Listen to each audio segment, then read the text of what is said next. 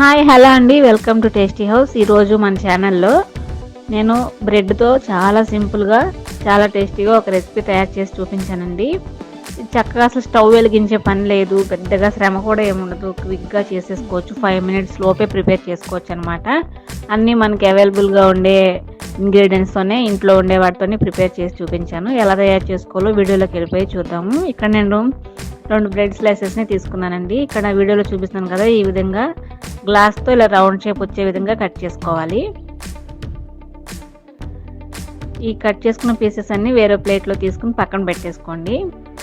ఇప్పుడు ఇక్కడ నేను షుగర్ పౌడర్ యాడ్ చేసుకుంటున్నానండి. ఒక 4-5 టేబుల్ స్పూన్ వరకు యాడ్ చేసుకుంటున్నాను.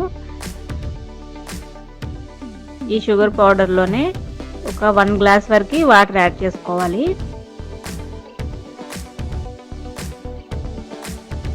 4-5 టేబుల్ స్పూన్ షుగర్ పౌడర్కి ఒక 1 గ్లాస్ వరకు అయితే వాటర్ సరిపోతుందండి.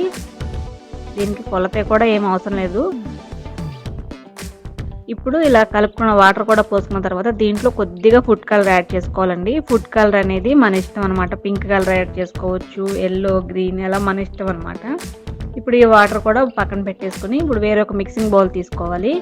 దీంట్లో నేను 2 టేబుల్ స్పూన్ వరకు మలాయి అంటారు కదండి, మేగడ తీసుకుంటున్నాను. మీకు మేగడ ఇంట్లో అవైలబుల్గా లేదు అనుకుంటే కనుక దీని ప్లేస్లో ఫ్రెష్ క్రీమ్ అయినా సరే యాడ్ చేసుకోవచ్చండి.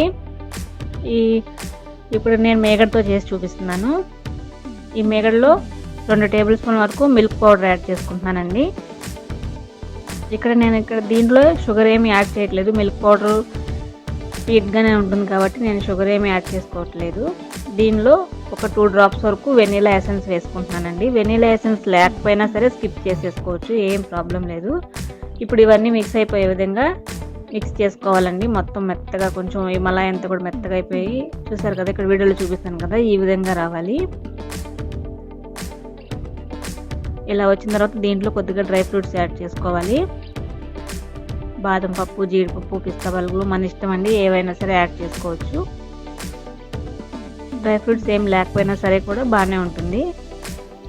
డ్రై ఫ్రూట్స్ కూడా ఒకసారి వేసుకున్న తర్వాత మొత్తం ఒకసారి కలిపేసుకోండి. షుగర్ కావాలంటే మీరు యాడ్ చేసుకోవచ్చు, షుగర్ పౌడర్ యాడ్ చేసుకోండి ఒకవేళ షుగర్ మీకు స్వీట్నెస్ ఎక్కువ కావాలనుకుంటే కనుక. ఇప్పుడు ఈ మిక్స్ చేసుకున్న ఈ పేస్ట్ అంతా కూడా ఇలా బ్రెడ్ మనం ముందుగా కట్ చేసి పెట్టుకున్నాం కదండి రౌండ్ షేప్లో, దాని మీద ఇలా అప్లై చేసుకోవాలి. నేను వీడియోలో చూపిస్తున్నాను చూసారా, ఈ విధంగా అప్లై చేసుకోవాలి.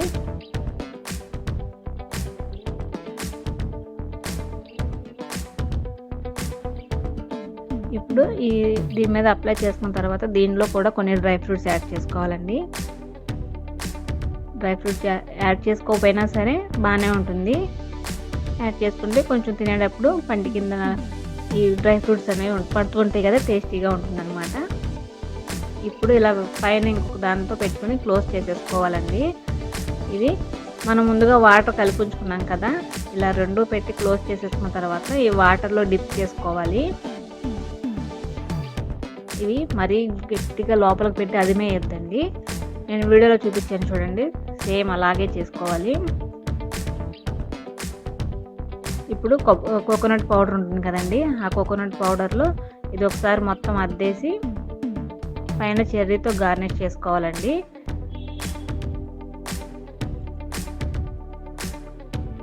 చూసారు కదా, ఇంతే అండి, చాలా సింపుల్గా స్వీట్ అయితే రెడీ అయిపోయింది. మీకు కూడా వీడియో నచ్చుతుందని అనుకుంటున్నాను. రెసిపీ మీరు ట్రై చేయండి, టేస్ట్ చేసి మీకు టేస్ట్ ఎలా ఉందో కామెంట్ సెక్షన్లో కామెంట్ చేసేయండి. ఈ వీడియో నచ్చితే లైక్ చేయండి, షేర్ చేయండి, మన ఛానల్ని సబ్స్క్రైబ్ కూడా చేయండి. మరొక మంచి వీడియోతో మేము ముందుకు వచ్చేస్తాం. అంతవరకు